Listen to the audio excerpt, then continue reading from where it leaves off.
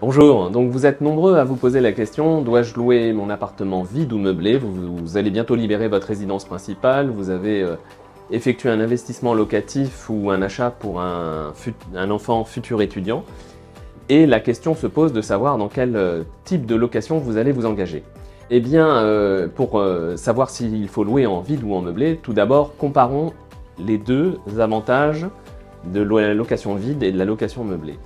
Les principales différences entre une location vide et la location meublée, c'est lié à la durée du contrat. Dans une location vide, on dépend de la loi du 6 juillet 89, ce sont des locations de 3 ans, renouvelables par tacite reconduction. Dans la location meublée, votre bail peut avoir une durée d'1 an si vous le souhaitez, ça peut être supérieur, mais ça peut avoir une durée d'1 an. Une autre différence entre la location vide et la location meublée, c'est le dépôt de garantie. En location vide, le dépôt de garantie est d'1 mois de loyer hors charge, en location meublée, il est de 2 mois.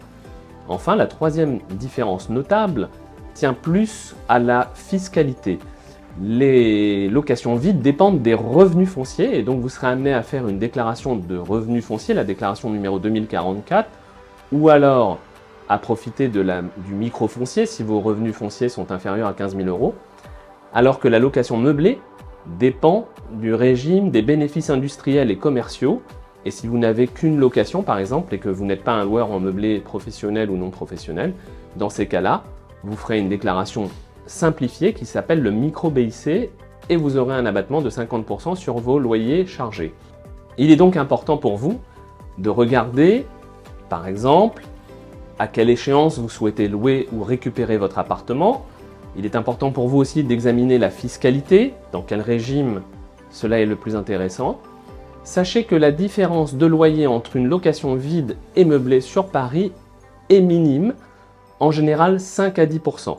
Ensuite de ça, il est important de savoir que les 2/3 des appartements qui nous sont confiés sont en meublé, 1/3 en vide, et donc il y a un petit déséquilibre et donc une demande un peu plus forte sur la location vide, car il y a une offre de meublé qui est tout de même suffisante. Donc louer vide ou meublé, il est important d'en parler ensemble.